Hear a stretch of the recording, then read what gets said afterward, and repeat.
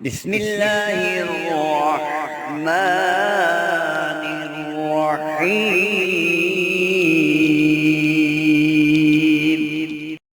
السلام علیکم میرے دوستوں، بھائیوں، بہنوں، عزیزوں۔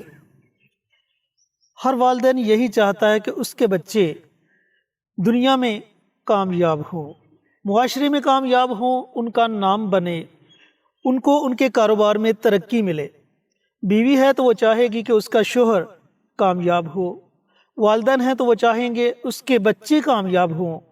تو آج کی اس چھوٹی سی ویڈیو میں مولانا مفتی محمد بابر شہزاد صاحب آپ کے ساتھ 8 محرم الحرام کے دن پڑھا جانے والا ایک بڑا ہی آسان عمل شیئر کریں گے۔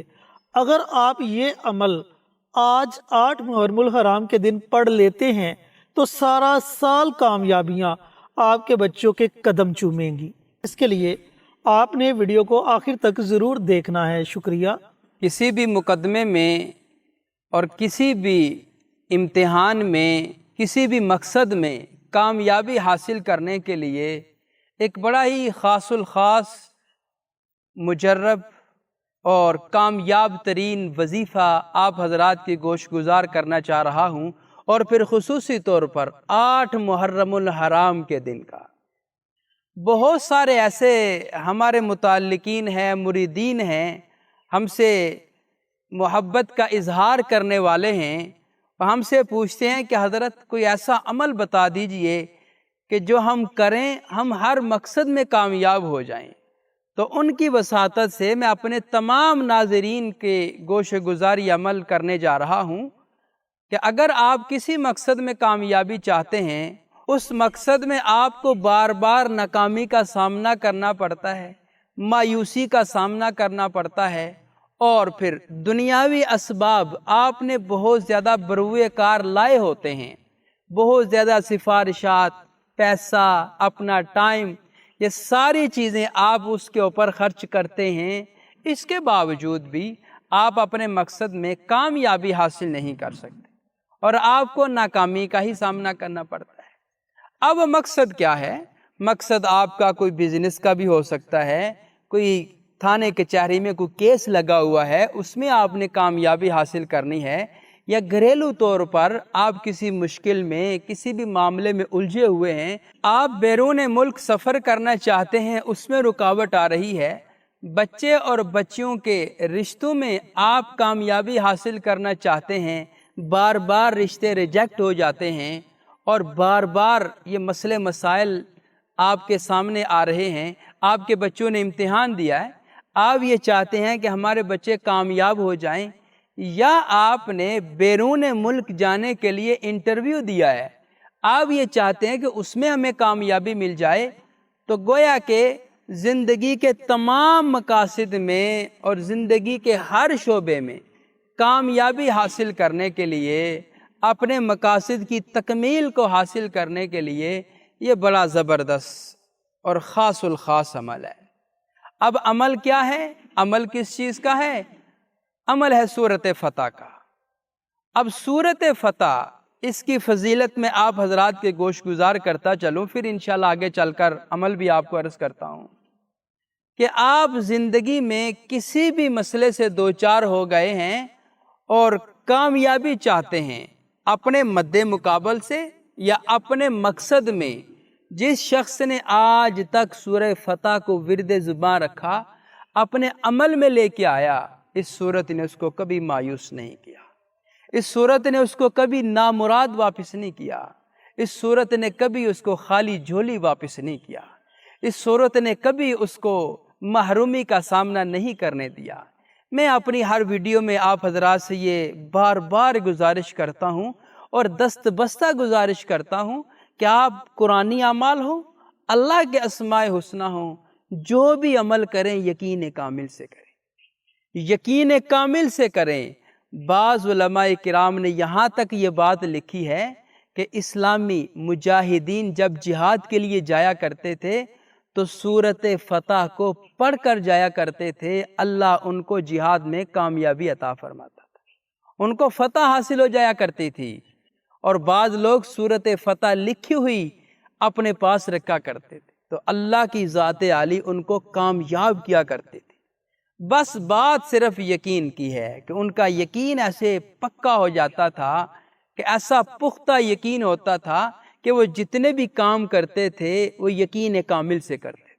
جب یقین کامل سے کرتے تھے تو اللہ ان کے یقین کے مطابق فیصلے بھی فرما دیا کرتا تھا۔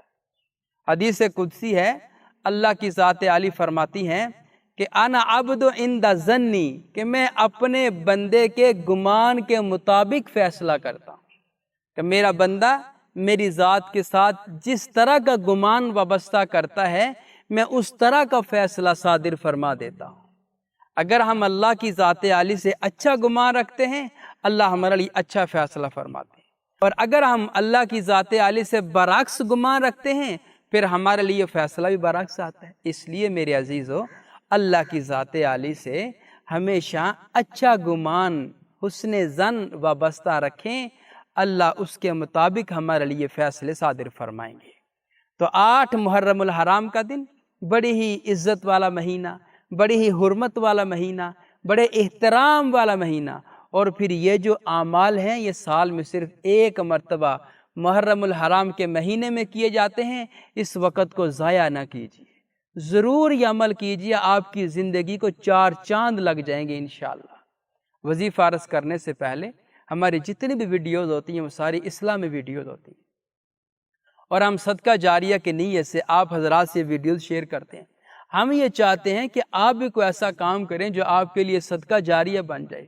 اب وہ کام کیا ہے کہ آپ کمنٹ باکس میں جائیں، وہاں پہ جا کے سبحان اللہ، ماشاء اللہ، الحمدللہ، اللہ اکبر، اور پھر حضور پر نور صلی اللہ علیہ وسلم کی ذات عالی پر درود و سلام کا تحفہ لکھیں۔ جب آپ یہ لکھ جائیں گے، آپ کا لکھا ہو کوئی اور عزیز پڑھے گا، آپ کو بھی اجر ملے گا، اس کو بھی اجر ملے گا، آپ کی برکت سے ہماری پوری ٹیم کو اس کا اجر و ثواب ملے گا۔ لہٰذا آپ یہ کام ضرور کیجیے۔ اب آتے ہیں وظیفہ کے طریقہ کار کی طرف۔ میں نے عرض کیا وظیفہ ہے زندگی کے تمام مقاصد میں فتح یابی حاصل کرنے کے لیے، کامیابی حاصل کرنے کے لیے، اپنے ارادوں اور مقاصد کی تکمیل کے لیے۔ اب پڑھنا کیا ہے؟